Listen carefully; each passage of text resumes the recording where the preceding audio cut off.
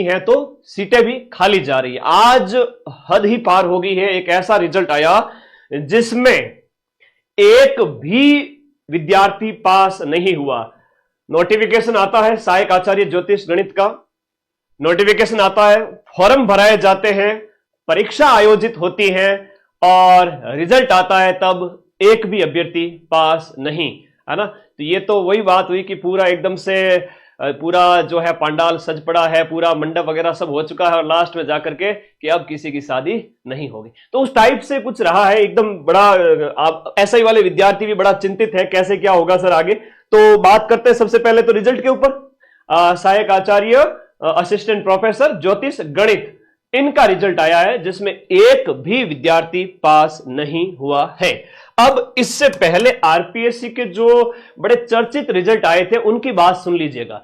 RPSC political science, यहां पर 226 seat थी, इसमें से सिर्फ और सिर्फ 6 कैंडिडेट पास हुए, बाकी सारी मतलब सीटें खाली गई। एक सिंगल अभ्यर्थी 6 के अलावा पास नहीं हो पाया। आरपीएससी एपीओ का पेपर हुआ, इसमें आई थिंक 16 के लगभग सीट थी, 5-6 पास हुए।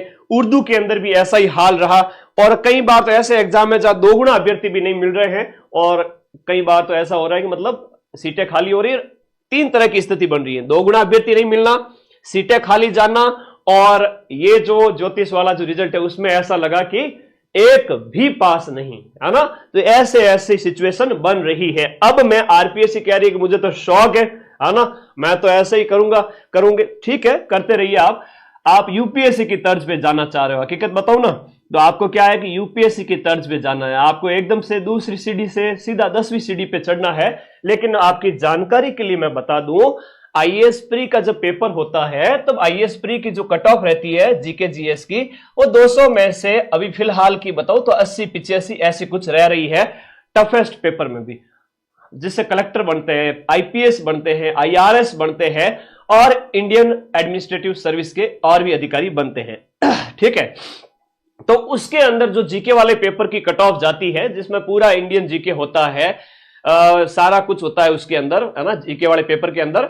और इसके साथ साथ सेकंड पेपर सीसैट का होता है, तो उसमें आपका जो है आपका 33% क्वालिफाइंग मार्क्स है, यानी 200 में से अगर आप 67 मार्क्स ले आते हो सीसैट के अंदर, तब आप एलिजिबल माने जाते हो। और उसके अंदर कट ऑफ है वो कोई 40% वगैरह कोई क्राइटेरिया है ही नहीं।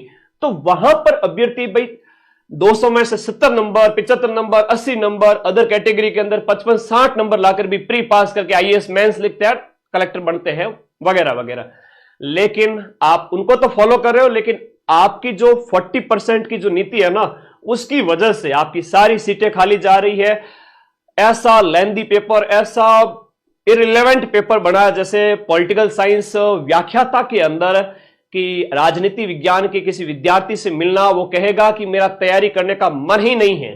तो सीटें खाली जाना कहां तक उचित है? आप ऐसा कीजिए ना, आप बिल्कुल बेशक ऐसा लीजिए पेपर, मैं तो कहता हूं कि तगड़े लेवल का पेपर बनाइए, लेकिन मिनिमम 40% का जो रूल है वो हटा दीजिए। वहां पर आपके जो हम बात करें, मिनिमम मैं बात करूं जैसे 500 नंबर का पेपर है या लेक्चरर के अंदर 450 का है, सेकंड ग्रेड में 500 नंबर का पेपर है, विद्यार्थी की परीक्षा लीजिए। 500 में से 50 नंबर लाने वाले को भी लीजिए, है ना, टॉपर भले ही 50 नंबर का हो, लीजिए उसको। लेकिन आप जब 40% का क्राइटेरिया लागू कर देते हैं तो विद्यार्थी उसको फुलफिल नहीं कर पाता है। 500 का 40% 200 नंबर होता है। ऐसा टफ पेपर बनाया, बच्चा 200 नंबर छोड़ो 150 नंबर नहीं ला रहा है, तो 40% आपको हटाना पड़ेगा। अगर आप 40% हटा रहे हो तब तो आपके इस कदम का राजस्थान का जो युवा है बड़ा जोर शोर से स्वागत करेगा। वेल एंड गुड है। आई बात समझ में? दूसरी बात, आप कहते हो कि कोचिंग संस्थान पे हम निर्भरता कम करना चाहते हो, यह बात भी अच्छी है। जैसे जैसे कंपटीशन बढ़ता है, एक बड़ा मार्केट खड़ा होता है, रेवेन्यू का होता है, लेकिन ऐसे रिजल्ट की वजह से बच्चों की निर्भरता कोचिंग पर ज्यादा हो जाएगी। और होना भी चाहिए, क्योंकि ऐसे ऐसे कोचिंग संस्थान बीच में उठ खड़े हुए थे। आपको याद हो कोरोना काल का टाइम, उसके आसपास याद कीजिए गुर्जर की थड़ी जयपुर अगर आप रह रहे हो, वहां 1-2 बिल्डिंग के ऊपर बुलडोजर चले, आपने देखा होगा। आज भी उनके वो जो है काले कारनामों के जो अवशेष पड़े हैं, पूरी की पूरी कोचिंग संस्थानें गिराई गई।